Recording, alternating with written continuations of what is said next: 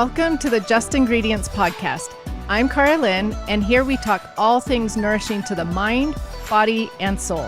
This is a place where you can find just good ingredients to life. Did you know 70 to 80% of your immune system resides in your gut lining? Yeah, you heard that right, 70 to 80%. And because of that, what I'm about to share with you is the most important addition to your health ritual. ION, short for Intelligence of Nature, goes beyond probiotics to strengthen your gut lining and balance your microbiome the natural way. This soil-derived supplement is scientifically proven to reinforce your first line of defense, keeping harmful toxins out of your bloodstream and protecting your immune system so that it can function at peak performance. Maintain a healthy immune system so that it can protect you when you need it the most. Don't just supplement, support digestion, immune function, mental clarity, and more with ION Gut, Skin, and Sinus Support. Try ION worry-free for a 60-day money-back guarantee and free shipping. Learn more at intelligenceofnature.com. Again, that's intelligenceofnature.com. Zach Bush, MD, is a physician specializing in internal medicine, endocrinology, and hospice care. He is an internationally recognized educator and thought leader on the microbiome as it relates to health, disease, and food systems. Zach Bush, MD, founded Seraphic Group and the nonprofit Farmer's Footprint to develop root cause solutions for human and ecological health. His passion for education reaches across many disciplines, including topics such as the role of soil and water ecosystems in human genomics, immunity, and gut-brain health.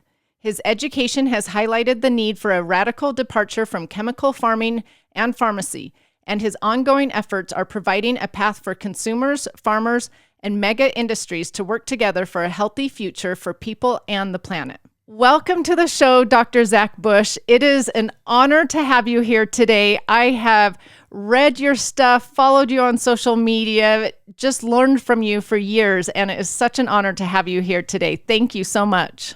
Thanks for having me on, Carlin. So I'm excited to talk to you about farming, regenerative agriculture, our microbiome, things like that.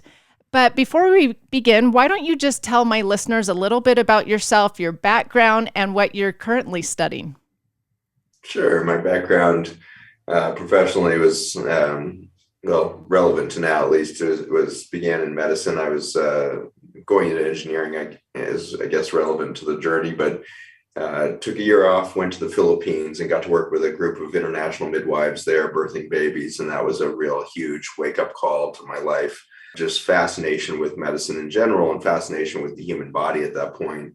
Incredible reverence for women and the birthing process, and watching women take care of women in that midwifery space was an incredible opportunity to really see the beauty of the ancestral wisdom that lies within all of us and is carried forward, I think, by the women in our world. And that was an inspiration to me, such that I changed from engineering into pre-med. I was actually a Spanish major with that pre-med, and then went to the University of Colorado Health Sciences Center for my medical doctorate. And after that, went to the University of Virginia in Charlottesville for my postdoctoral work, and did a specialization in internal medicine initially, and then went into endocrinology and metabolism as a second subspecialty. Did a chief resident teaching year in there, and also moved into biomedical research in the area of metabolism, which is how our bodies use food and energy to produce the vitality within our bodies for perpetual healing that is necessary for life to occur. We have so many injuries that accumulate in a day. It's necessary for a constant healing process to be present for us to have this regenerative health that would allow for longevity and kind of this thrive state that we would associate with our concept of health.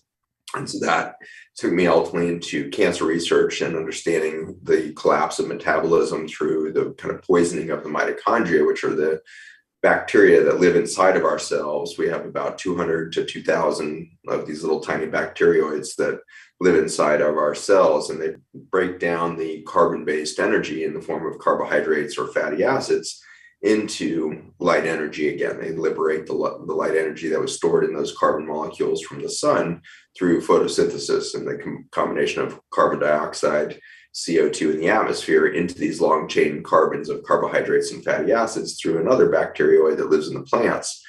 We call them plastids instead of mitochondria, but they're basically the same structure.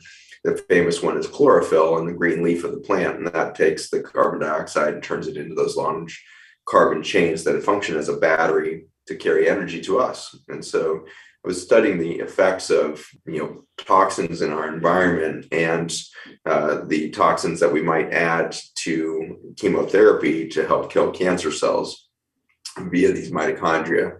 And in that journey, I came to appreciate in a completely new way the concept of nutrition and started to realize that I was going down the wrong path if I was ever wanting to be a part of the solution for human health, because ultimately chemotherapy and our philosophy of poisoning cells is a symptom management approach. And cancer is a long, long way down the path towards dysfunction before it occurs. Current estimates, it takes 17 to 25 years for a single cancer cell to develop in the human body. So we have this long lead time that I realized, man, if we give good nutrients to the plant, to the cell at the front end, or even during chemotherapy, instead of trying to poison the cell, we can actually induce a soft, process of apoptosis, which is kind of programmed cell suicide, where the cell just involutes and dissolves, calls in the stem cell to replace it with a healthy new cell, rather than trying to poison it with a chemotherapeutic agent. So that was kind of how my research evolved into nutrition. And around that time started to realize that all disease was the same thing. There was no such thing as there's cancer specialists and heart disease specialists and endocrinologists who are doing diabetes specialties and all this. I started to realize we're all chasing the wind here, chasing symptoms in different organ systems that are all due to the same root cause, which is a poisoning of the body, a lack of nutrition, ultimately nutrient density, light energy within that body.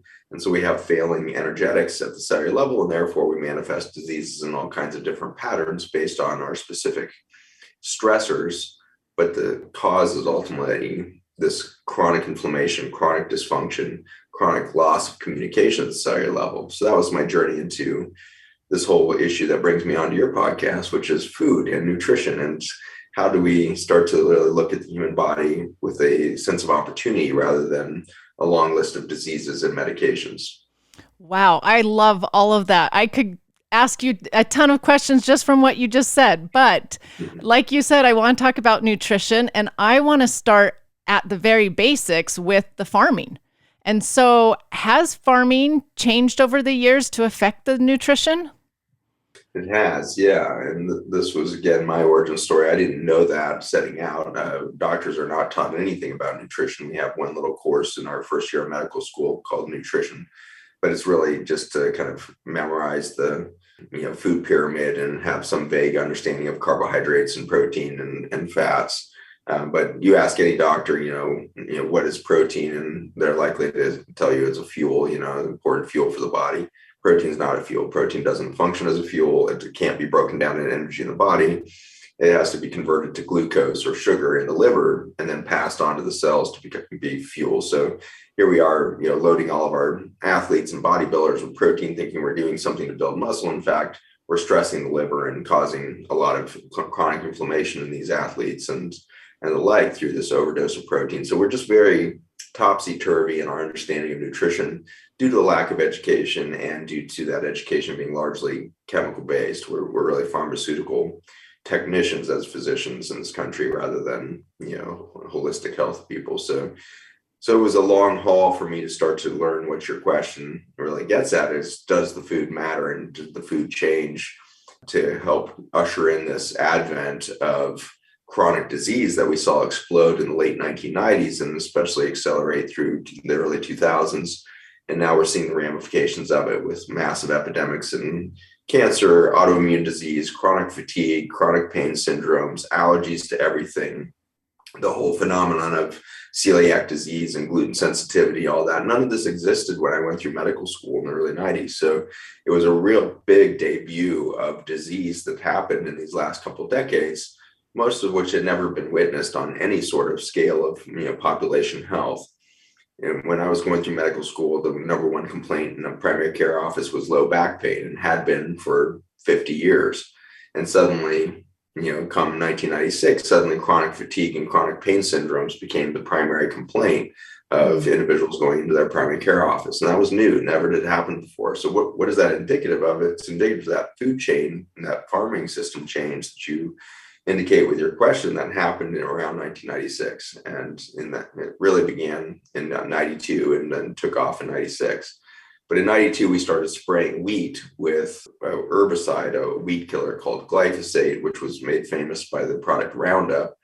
And we started spraying wheat globally, and started actually in Northern Europe and then spread quickly within a year all over the world, especially in northern climates where there's a short growing season.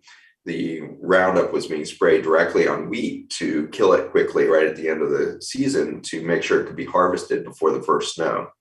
You have to have the wheat dry for it to be harvested without getting mold and everything else. And if there was threat of weather coming in, the farmer could spray it hard with Roundup and then harvest it within 2 days, and it would be dry and dead. And so that quick turnaround at the end of the season allowed northern farmers to, desiccate or dry their crops quickly. And pretty soon, southern farmers and farmers with longer growing seasons realized they could abort wheat early and get 2 growing seasons out of every summer. So there was this encroachment of it. And every year since 1992, we've seen this acceleration of the use of Roundup as a desiccant or drying agent across our crops. And now it's far beyond wheat, but it's telling that wheat is our first sign of a problem, in that we saw this explosion of gluten sensitivity and celiac disease happen in the 1990s, which had really never been recognized as a problem. We've had wheat as a staple in the human diet for thousands of years.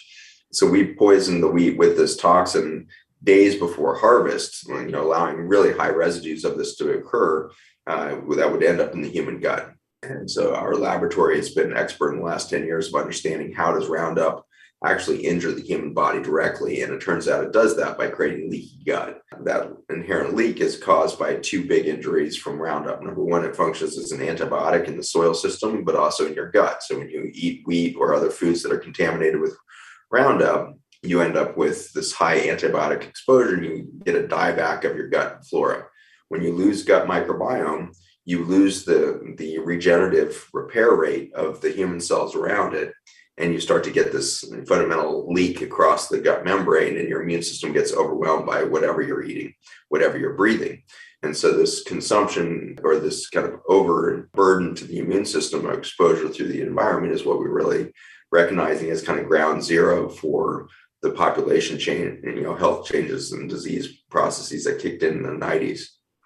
By 1996, the farming changed again to the capacity for genetic modification of our corn, and then subsequently many others. It was actually first in squash, but within a year of that, corn, soybean, all the rest that have happened. We now have 30 crops that are genetically modified to be able to be Roundup ready.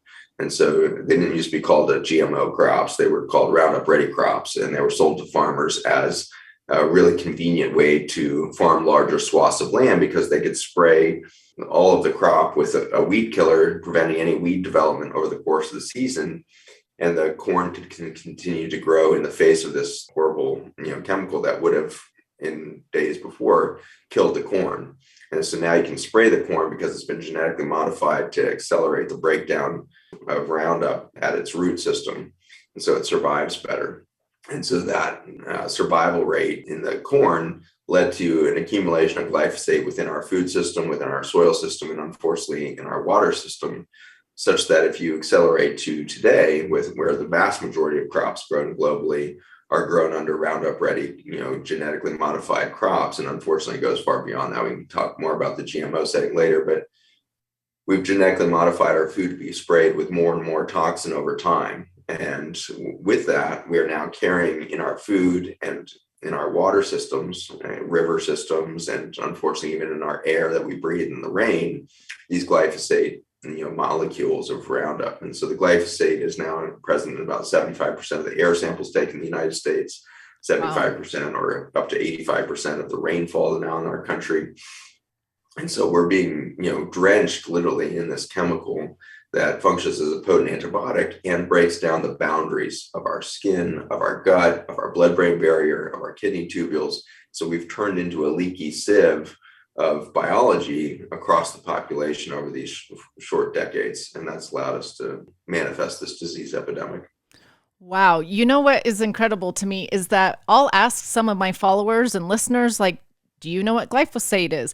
And there's still a lot of people out there that don't know what it is. And when I say, do you know that it's in our food? People will say, no way, that can't be. Like, how is that? So it's mind blowing to me that it's such an issue, but yet a lot of people still don't know what it is.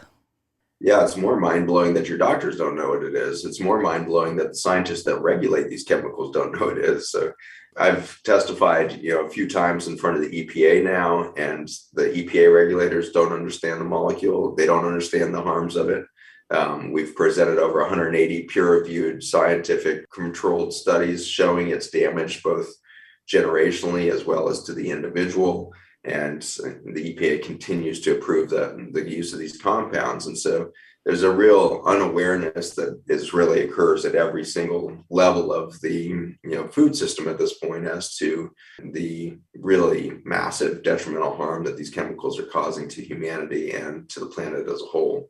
And I would say that we're now looking at the sixth great extinction due to the loss of topsoil and gut microbiome in animals, humans, and beyond. So we really have created the crisis of our species history through this chemical farming. Wow, it just shows the importance of being an educated consumer and knowing what you're buying. But let's talk about the gut microbiome for just a second, since you touched upon that. Maybe just start at the basics and explain to the listeners what the gut microbiome is, but what its role in our body is as well. The gut microbiome is a description of an ecosystem that lives within you and around you. And so the gut microbiome is an extension of your sinus microbiome, your upper airway microbiome, the air you breathe, the soil that you eat from, the food that you consume. So if you can just picture like this vast ecosystem, picture a rainforest perhaps with thousands and thousands of species of animals and all of this in the rainforest, that's echoed at the micro level in us with tens of thousands of species of bacteria within the human system. There's hundreds of thousands of species of parasites and protozoa and the like in and around our experience. There's millions of species of fungi that we interact with in our environment. And so bacteria, protozoa, parasites, and fungi create this big thriving ecosystem that is remarkable for its capacity for adaptation and kind of biodiversification over time. So it gets richer and richer as time goes with the swapping of information. There's a sharing of genetic information across the microbiome that makes it more and more diverse with every passing year, decade, century, millennia, eon. And so that's how life has actually occurred on the planet, is this incredible enrichment and sharing of genetic information. And the way in which that is shared is actually through viruses. And viruses are now understood to be the genetic library, the genetic potential of the planet. And viruses are produced by bacteria, fungi, protozoa, multicellular plants, multicellular animals, humans. We are all producing viruses all the time. And viruses are not something that attack life. Viruses are simply a new variant of genetic information. And bodies of all species can take up this information and try to decide whether or not it's going to be, a gain of function for that species or not. As soon as a species does find gain of function, it tends to accelerate its desire to swap this information throughout the environment and will replicate that genetic opportunity to the world. So when we see a pandemic occur, whether that be a virus that spreads through crops or a virus that spreads through humans, we can be pretty sure that there's some sort of adaptive importance that is relevant to the stressors that we face, that virus is passing on to us, because our bodies, through their intelligence, have chosen to replicate this process.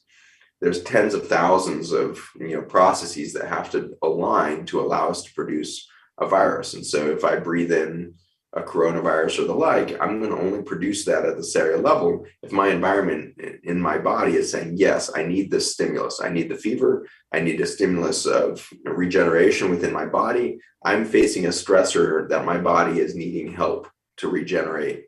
And we do this through injury. And so the body will lose bone mineral mass very quickly, for example, if it doesn't get fractured. And so when you do weight-bearing exercise, you run up and down some stairs, you jump on a trampoline, that weight-bearing exercise induces millions of tiny little fractures that then require a rebuilding process that makes the bone stronger than before you jumped. The same thing happens with your immune system. The dance between the microbiome, this vast ecosystem, bacteria, fungi, and like, and your immune system is now understood to be the complete story of how life emerges. Our understanding of self, our understanding of how to cooperatively live within the context of the microbiome is a dance. It's a complete ecosystem landscape that it requires constant communication and constant cooperation at the cellular level to allow human life to occur. And so this whole concept of the human immune system isn't accurate. There is an immune system, but it's a description of this vast, communication network of microbes all around you. And as we kill the microbiome through antibiotics, whether they be herbicides or antibiotics from your physician, you go to the ICU to see the most extreme versions of this, we collapse the immune function by deleting the microbiome. And so the microbiome is your soil system. It is literally the way in which nutrients and vitality are given to your body. And it's also the way in which you become a self-recognized, resilient organism within the context of this vast complexity and biodiversity of the life within you and around you. Oh, I love that you say the microbiome is our soil system, because that is easy to understand it that way. So we need our soil to be rich and full of good bacteria, full of this, everything you've talked about. So the glyphosate is destroying the good bacteria. Is that true? That's right. It functions as an antibiotic, an antiparasite, antiprotozoa. It's been patented as an antibiotic, as an antifungal, etc. So it kills these organisms in the soil, but it also kills them within our sinuses when we breathe it. It kills the microbes on our skin when we shower in it. It kills our gut microflora when we swallow it and ingest it through our food system. And so we are becoming more and more isolated, if you will, as a species. We're losing our connection to the soil systems of life, both through our food system as well as our personal experience in our own microbiome. And so if you imagine your tomato plant growing out back, if you put that in just dead dirt that has very little organic material, no earthworms, no bacteria, the tomato plant's never going to grow. It can't fruit, it doesn't have nutrients, it can't thrive. And so you've learned to add fertilizers and compost and all this stuff to your garden so that it can thrive. Your gut is the same way as your soil. If you're not actively taking care of that soil, it is being depleted by the environment you're now living in. And unfortunately, you and I can't look back to our childhood and be like, well, we ran around and just ate peanut butter and jelly sandwiches and we were fine. That's not a relevant connection in your brain, because the peanut butter and jelly sandwich you were eating didn't have wheat that was grown under glyphosate, didn't have peanuts that were contaminated with all kinds of 2,4-D and nicotinamides and all these pesticides and herbicides that end up in the legumes. The legumes, things like chickpeas, for example, hummus, used to be, a staple in almost every, culture of the Middle East and other countries around the world. And now legumes are among the highest, desiccant use of Roundup in the world. And so we're spraying all the chickpeas and soybeans and all these things with Roundup all the time. And those legumes are becoming toxin carriers. And I think that it's sad that physicians and scientists are running around telling people that the food is their problem instead of identifying the chemicals as their problem. One of my colleagues is running around telling everybody that lectins in legumes is killing everybody. And it drives me crazy because, no, lectins have literally been among the most important stimuluses to a healthy body through all of time. All of the blue zones around the world relied on legumes as one of their primary nutrient sources to induce the longevity of, live over 100 years in the blue zones. And so that health is vital to it. And so when we start damning wheat and say, well, you just have to eliminate all the wheat from your diet, we've ignored the fact that, no, you just need to go and eat, heirloom grains grown in non-chemical environments, and you're not going to have a wheat sensitivity. And you get to see that when you have people with severe gluten sensitivity, all this, and they go over to Europe and they have a croissant in the streets of Paris, and they're like, what the heck? No brain fog, no bloating. how come I can have, then they think, well, maybe I'm cured. And then they come back to the States a week later, they eat one piece of bread and they're gone for a week, and so it's like we have evidence second to second that the food environment that we're living in is the problem. It's not the food nutrients. It's not the food ingredients in your food necessarily. It's the chemical ingredients that have been sneaking into your food that are really causing the big damage.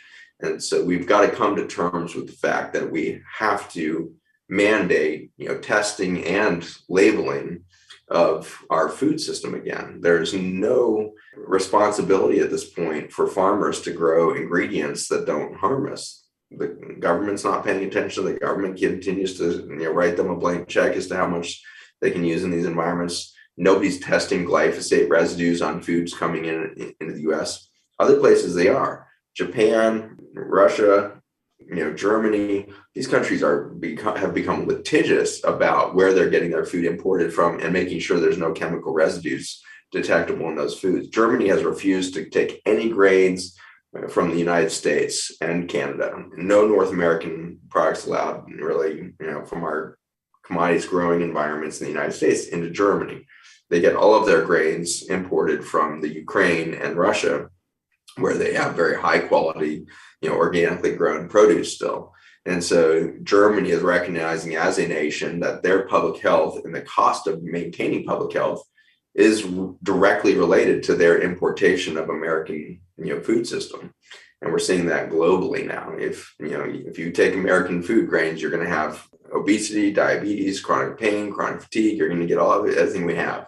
And the children, it will look like food allergies, eczema, the food sensitivities, environmental sensitivities like pollen and dust and everything else in the household. It'll look like asthma.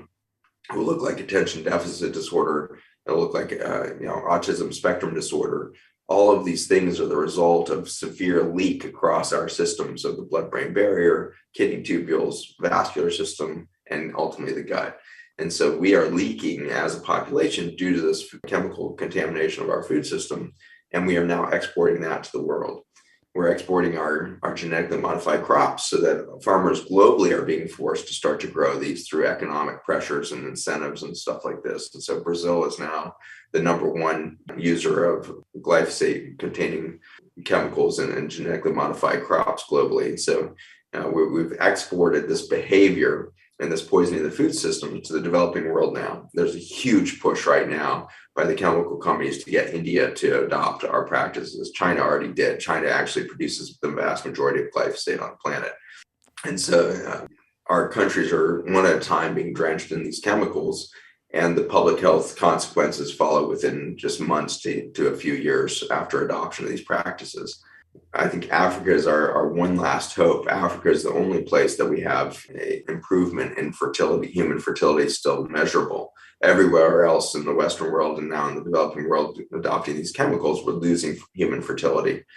We are going to go into a negative, growth pattern. We already are in a negative growth pattern in the U.S. and other places globally.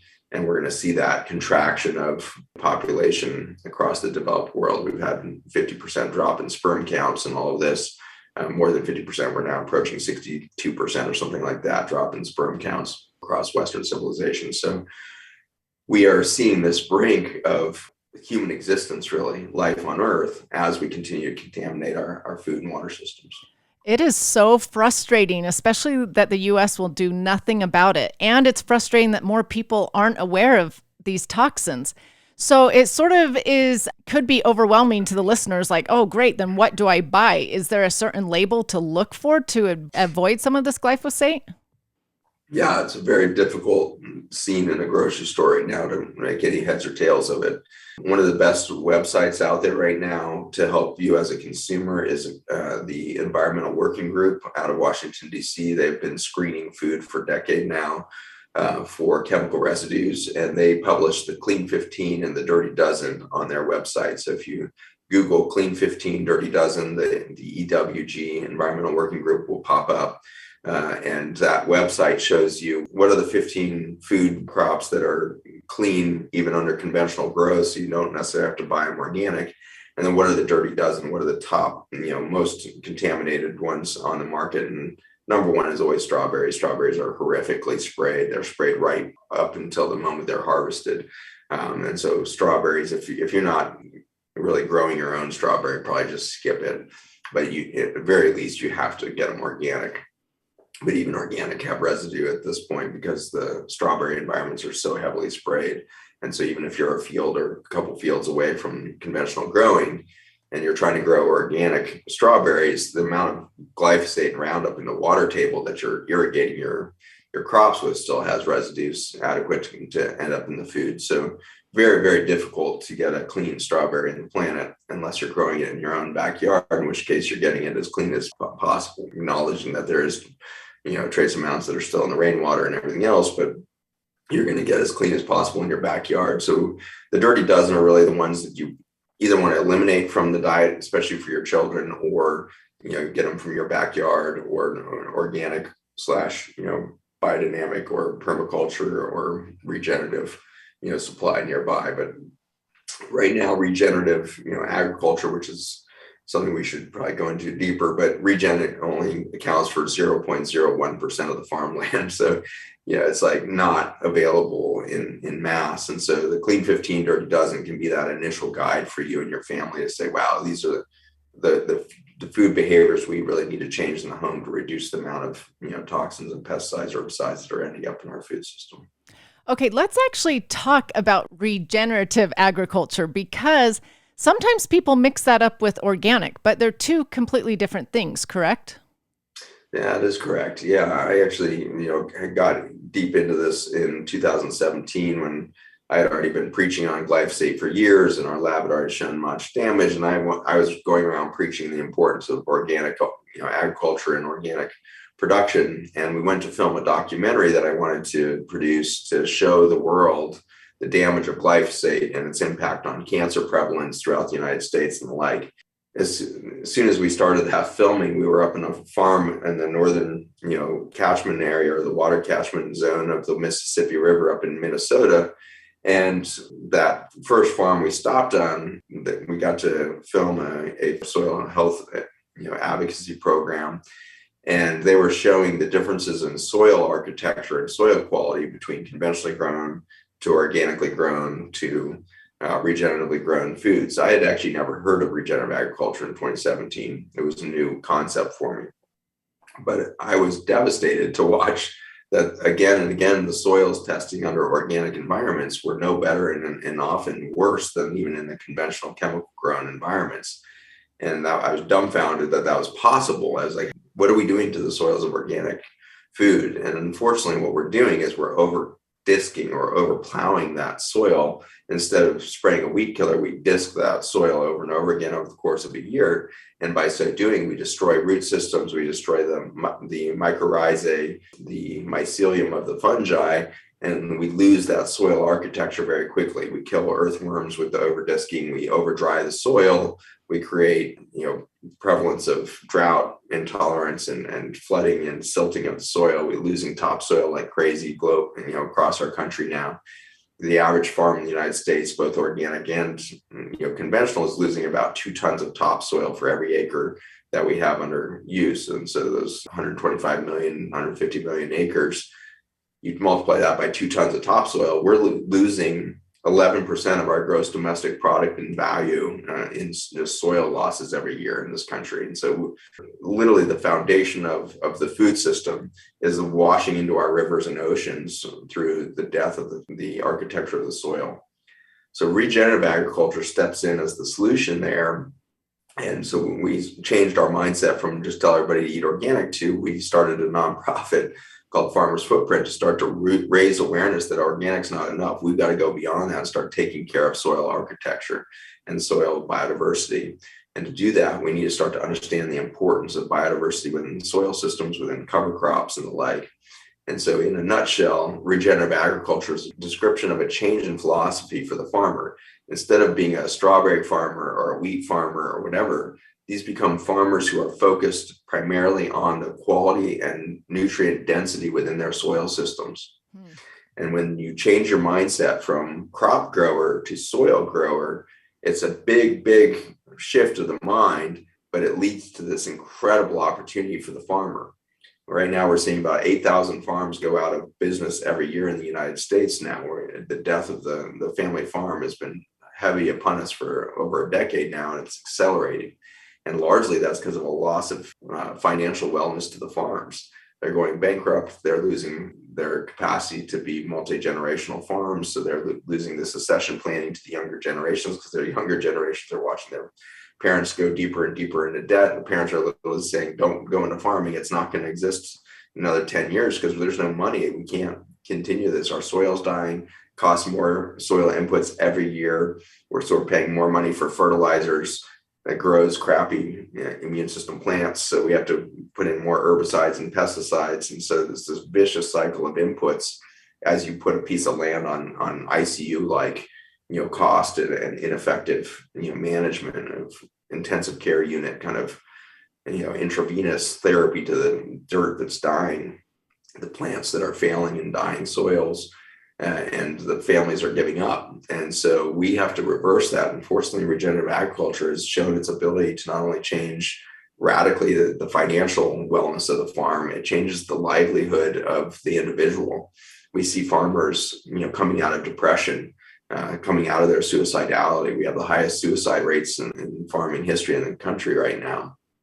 And so start to see farmers recover their own mental health when they start to feel their own independence and capacity to grow not just soil and nutrient rich foods, but they're also starting to grow financial wealth for their families. And we see those families immediately shifting back towards multi-generational opportunities. We see these young generations of farmers, especially young women, coming back to the farm who are incredibly inventive. They're more entrepreneurial than their parents had been. They have a sense of direct consumer capacity through internet and online sales, and they're reinvigorating the whole concept of the farm when they see the opportunity for economic wellness. So regeneration is not just soil management. I think it's really about human management. It's about growing human creativity. It's about growing human resilience again, as much as it is about resilient soils. And so we need to start, focusing our attention across all of the stakeholders of the food system, including, the massive, largest corporation ever created in human history, which we call consumers. The consumers are this corporate body that behave in a very predictable fashion and can be manipulated heavily by advertising and the like. And as consumers, we've become the most destructive force on the planet. We are inducing the decision-making of the chemical companies and the farmers to do what they're doing because we want really cheap, subsidized food. And if that's what we keep asking for, and that's what we keep signing up for at the grocery store, we're going to cause the death of the planet. And so we can't sit here and point fingers at Bayer or Monsanto or all these chemical companies. We have to take a look at ourselves and our own consumer behavior, first out of a sense of responsibility, perhaps, but second, as a huge opportunity. We created this situation. We can change this situation. And so we need to get our mentality plugged back into the soil. As a mother, you are the last line of defense for the children that you want to produce. That you have to protect those kids when the EPA is not protecting them, when the farmer doesn't know how to get back in line.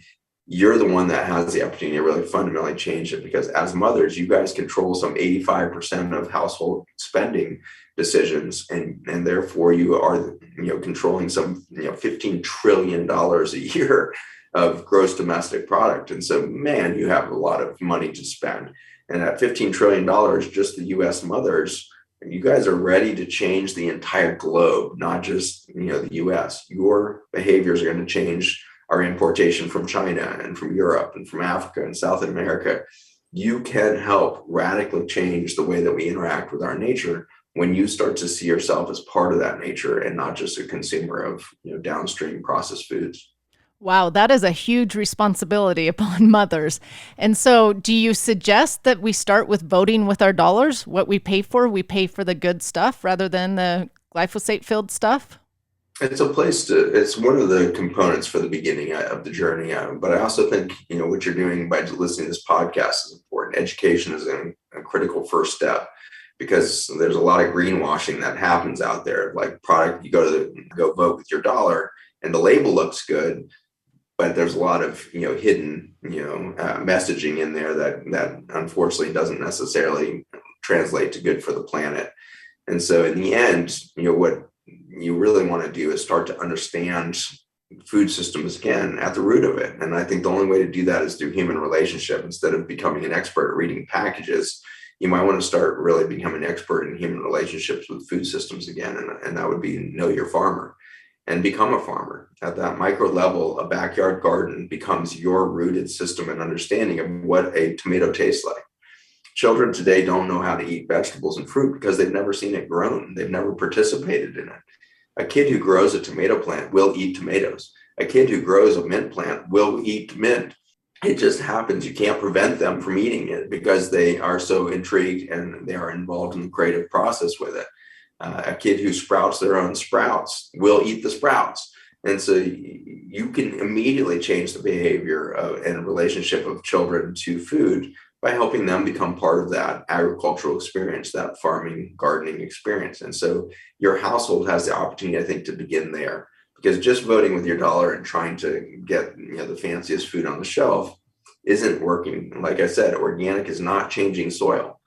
We got to go jump over that to this regenerative environment. And unfortunately, very, very little of our food is being grown regeneratively. You'll hear quotes of like, well, we have 5 million acres under regenerative management in the United States, but the vast majority of that acreage is just grazing land for animals, and it doesn't grow any crops.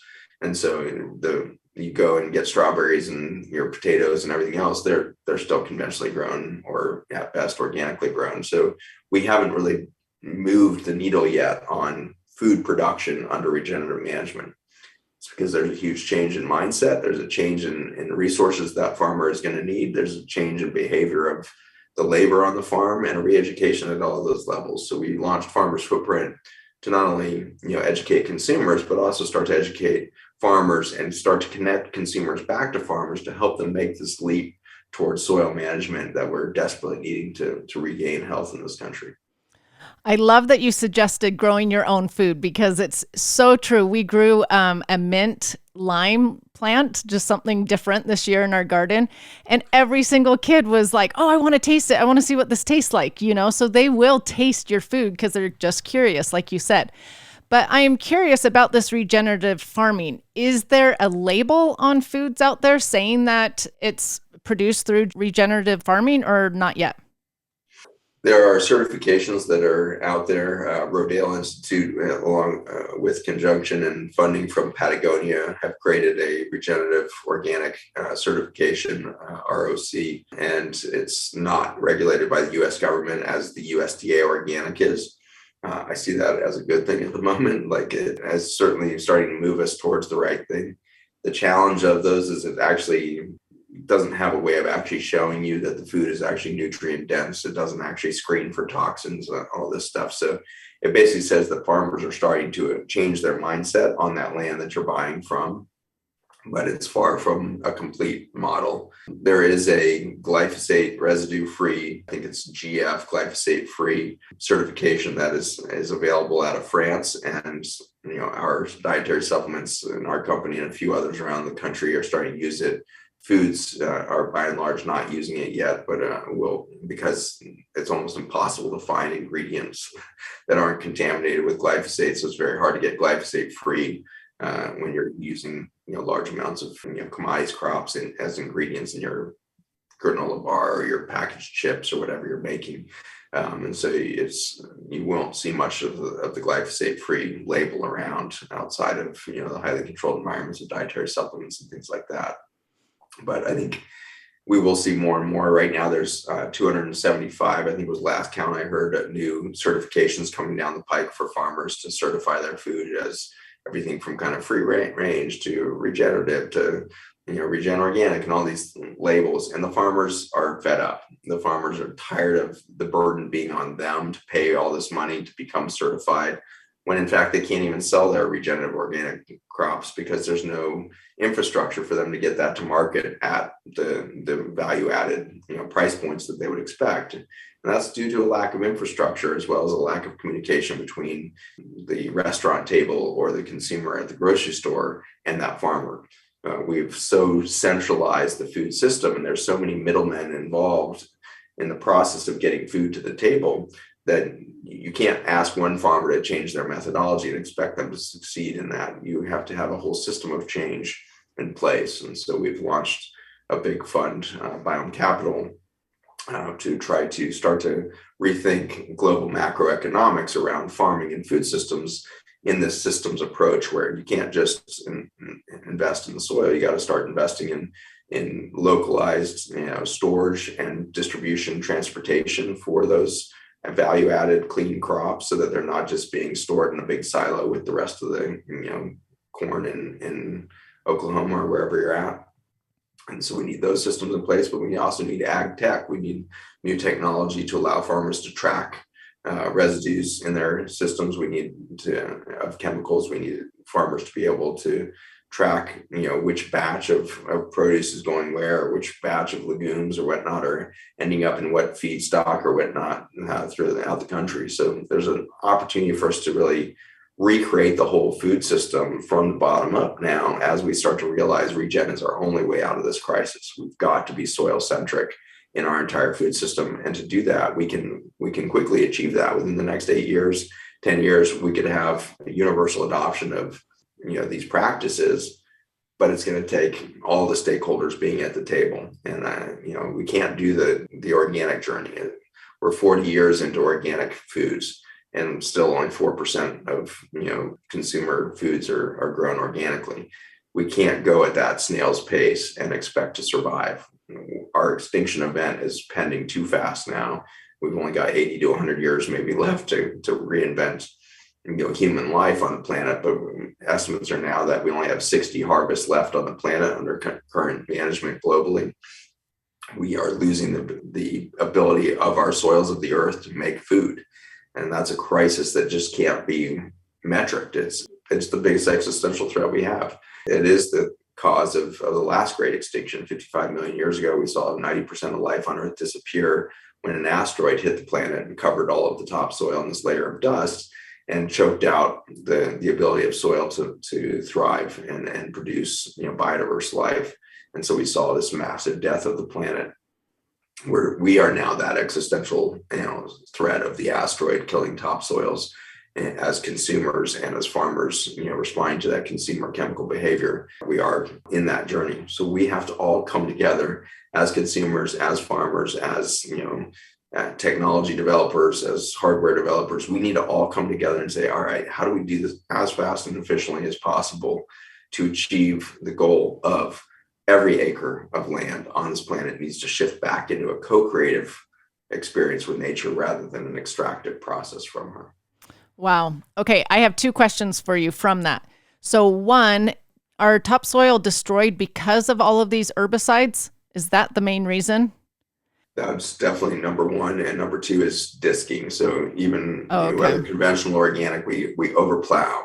And if you drive through the Midwest or northern United States, especially in the fall, you're going to see miles and miles and miles of brown dirt just trodden up, and it's clean. There's clean farming, and so there's not a single weed for as far as you can see. There's no grasses growing. You have bare soil all winter long. That's a flippin' disaster, because that soil has no root system architecture. The fungi and mycelium are gone. So you have no way to keep that soil where it's supposed to be. And so all of the rain and snow that's going to accumulate over the winter then washes all that topsoil out of there, and you lose incredible nutrient base, and you have to start over again in the spring with more fertilizers and chemical inputs and all this to get the soil activated again. So the first step in regenerative agriculture is keep the soil covered. And you do that with cover crops, and you use multi-species cover crops for the best results, where you have 15 to 30 species of cover crops mixed up on every foot of land. You have 15 species. That's where you start to really fundamentally change the microbial diversity, the soil quality, and you become immediately resilient. Within that one season of doing a cover crop, multi-species cover crop, you're going to be drought tolerant. You're going to be, flood resistant. You're going to immediately create resiliency that you lacked just moments before. And so the speed at which nature recovers is mind-blowingly effective. And so this is really where I want to, de-fear this podcast, because it sounds like, the end is already here. How are we possibly to change everything? The reason we can change everything is because nature built that possibility into her fabric. She is a resilient mother, and this earth is ready to rebirth humanity and a new resiliency within us if we will just stop destroying her. Oh, I love that. My second question that I wanted to ask you is, are farmers on board for this? Are farmers aware that the topsoil is terrible? Are farmers ready to do this, or are farmers thinking, oh, this is a bunch of nonsense? Farmers are definitely aware of this problem. It's their biggest problem. It's why they're losing the farm. It's why they are so leveraged in debt. It's because every year they're spending more money on inputs into that dying soil process. And so farmers are distinctly aware of the crisis. What they don't know is opportunities that are at hand and how easy it is to make the shift, really. And so their change in mentality is one that's also difficult to achieve because they are living in the same fear-based state of scarcity that most of us believe in as consumers as well. And so they're fearful to make the jump, and understandably so, because not only are they taking a risk, because financially, unfortunately, you cannot actually get your crop insured if you are going to say, I'm suddenly growing regenerative organic. Well, the USDA is not going to give you crop insurance on that, Oh my goodness. that piece of land. And if the USDA won't give you crop insurance, then the bank's not going to loan you the money for your inputs that you'll then pay off at harvest. And so we've developed an economic regulatory environment that is incentivizing, and if not completely mandating, farmers to keep doing conventional growth on the majority of their land because they need the crop insurance. Crop insurance is not actually an insurance program. It's a subsidy program. And so they're getting paid to grow corn that we don't even need. In 2020, I think it was hundreds of millions of pounds of corn were burned at the end of the season because we didn't have a place to sell it. And there was no market for it. We put as much of it possible into the ethanol industry as we could. We put as much of it into exports as we could. We put as much of it as we could into cow feed as we could. And so we destroyed millions and millions of pounds of corn. In 2021, farmers in the United States grew more corn than they had in 2020. Oh my goodness. Because it was their best crop insurance, i.e. subsidy, that they could get. And so the US government is paying farmers to grow food that we don't ever eat, that we will burn. It got really bad in 2021. It got around even on Instagram and stuff like that. Social media was starting to record these events that farmers were getting letters that they would only be paid their subsidy if they destroyed the crop before it grew.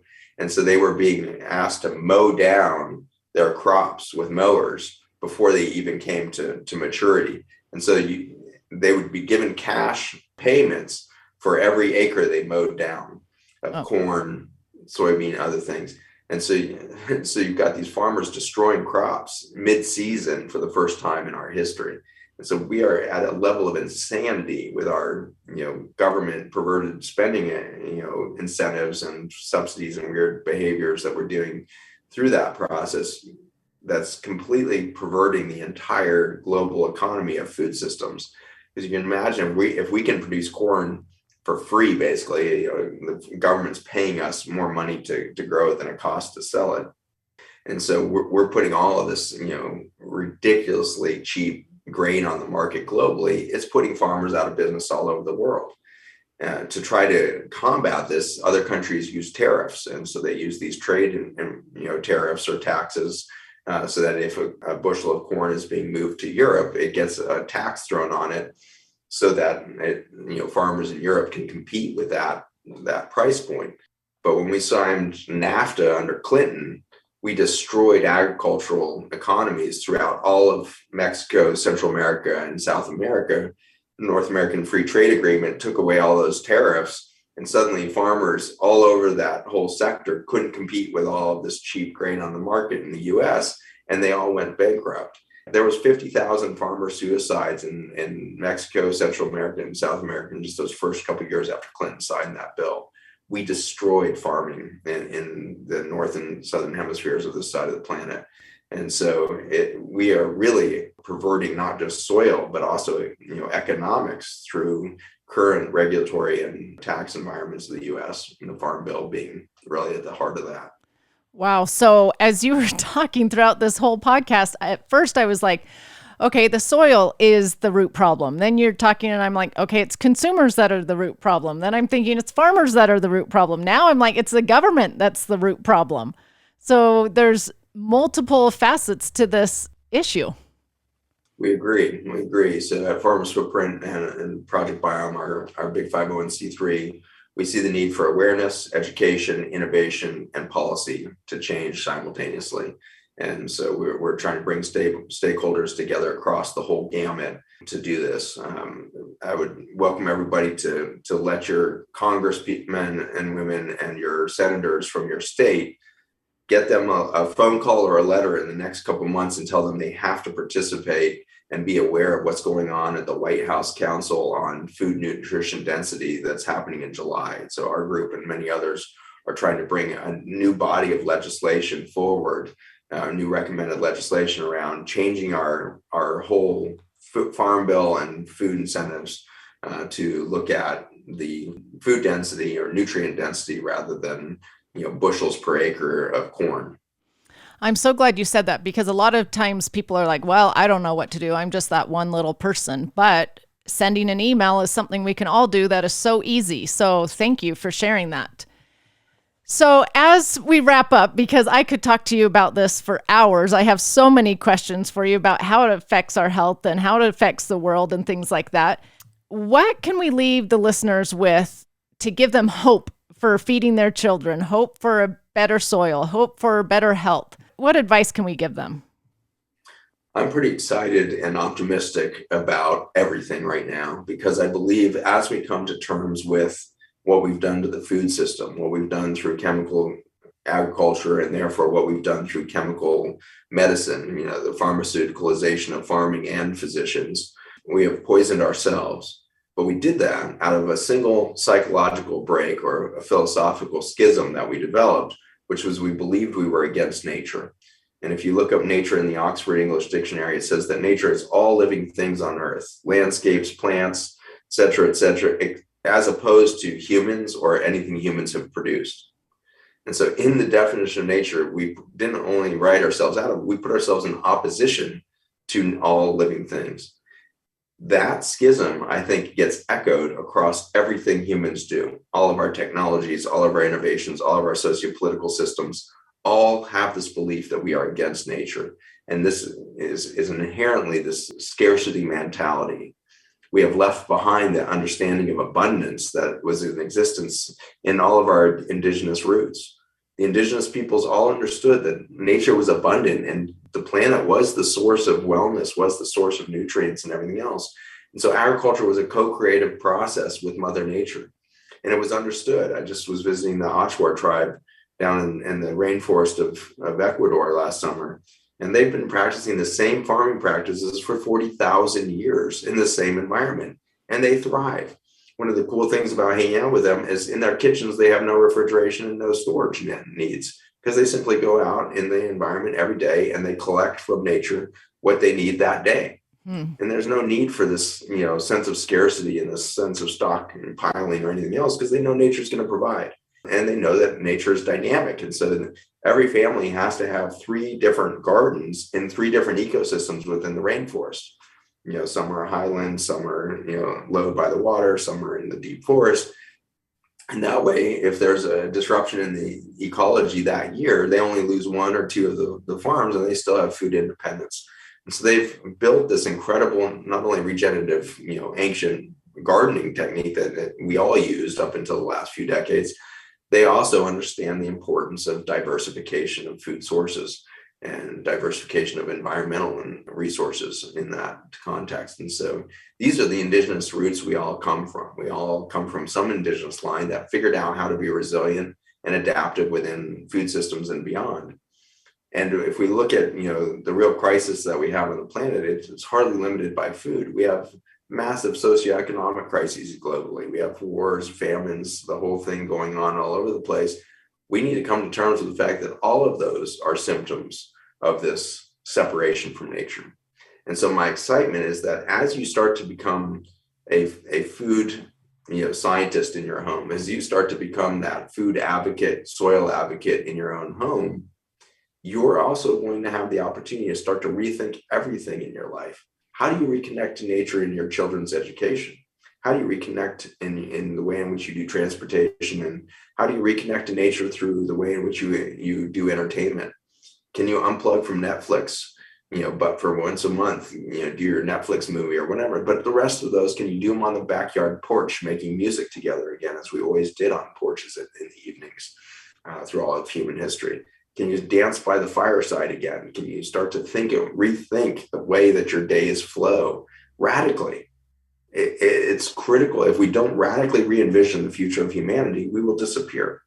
And for me, that's not an acceptable outcome. We're too brilliant. We are the highest expression of creativity that nature has ever produced on this planet. We are the highest, psycho-spiritual, entity that's ever existed on this planet, as far as we can tell, at least in recorded history.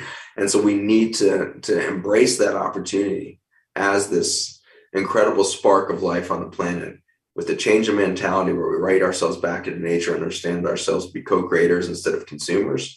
We're going to fundamentally change everything. And so while you are part of the consumer environment right now, and you can change the environment by your consumer behavior, how much cooler is it going to be when you become that co-creator and become co-creative? What are you producing for your community? Are you producing anything for your community? And if you're a normal American, the answer is you're not. You're consuming with the rest of your community. And so you are sucking life out of the planet through 1,000 different channels a day. Every Amazon order, every internet exchange, you are sucking the life out of the planet. And so how do we shift that to co-creative?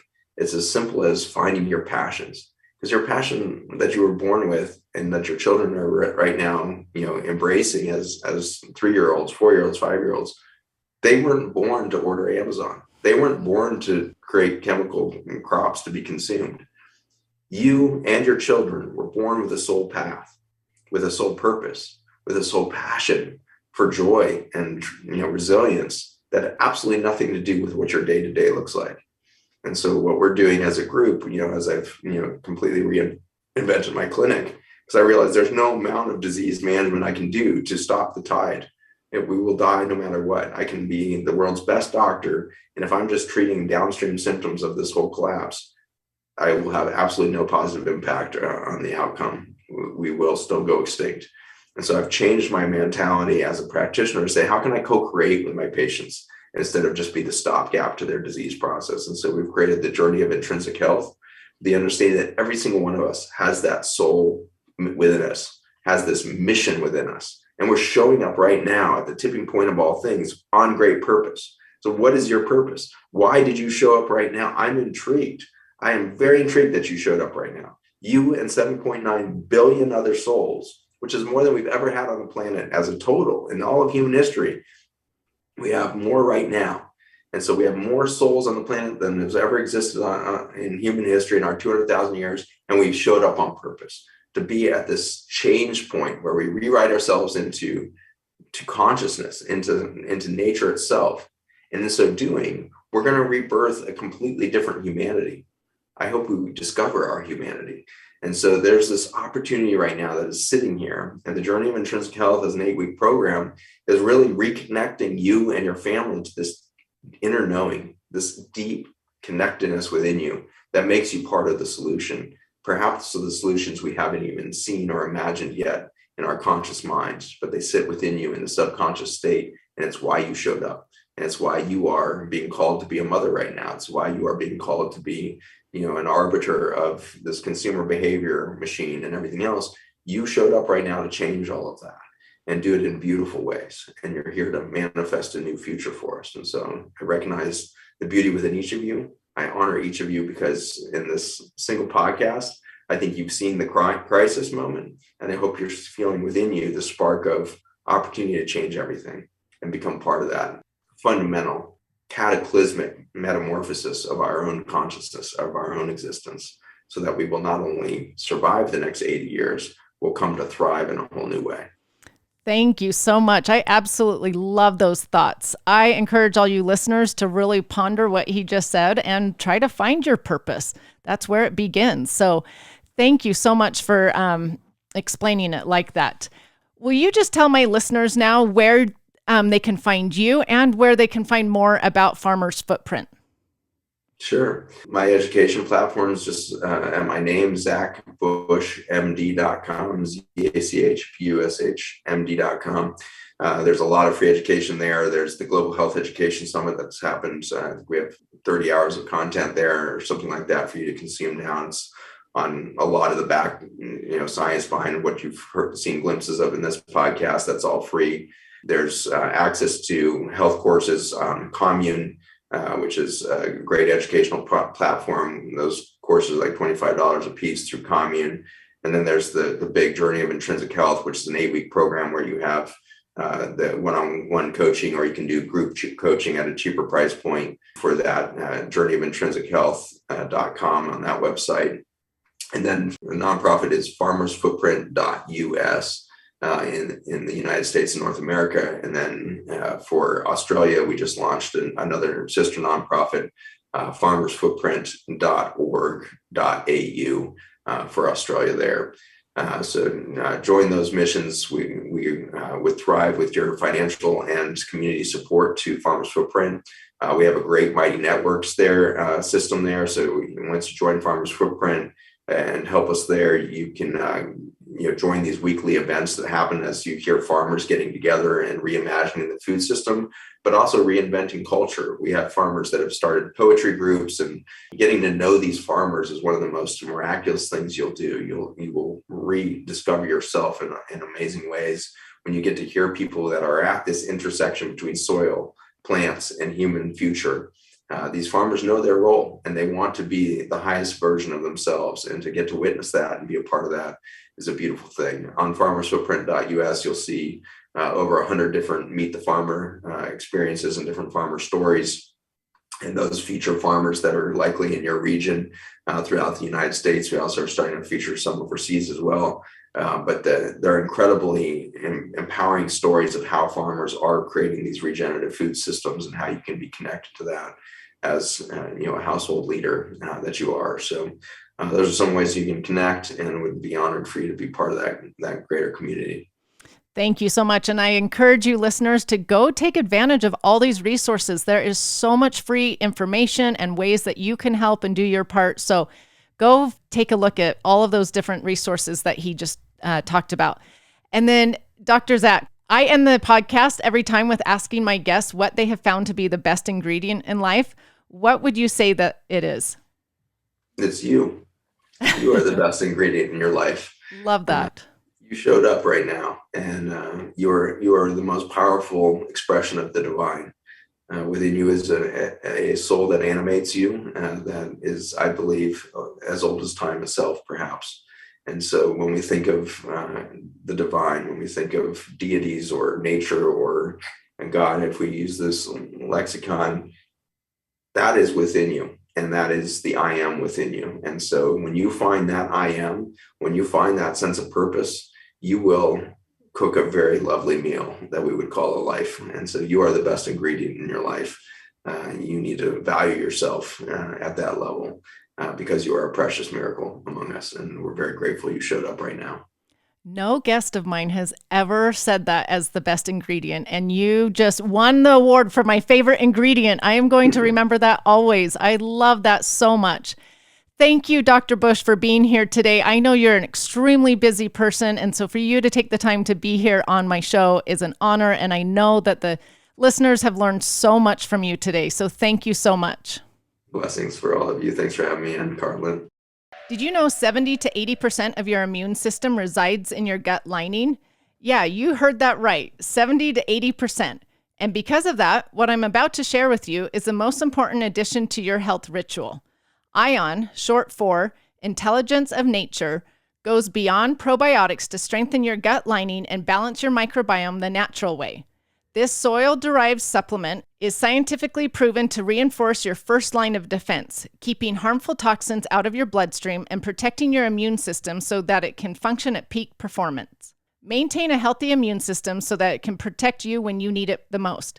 Don't just supplement, support digestion, immune function, mental clarity, and more with ION Gut, Skin, and Sinus support. Try ION worry-free for a 60-day money-back guarantee and free shipping. Learn more at intelligenceofnature.com. Again, that's intelligenceofnature.com.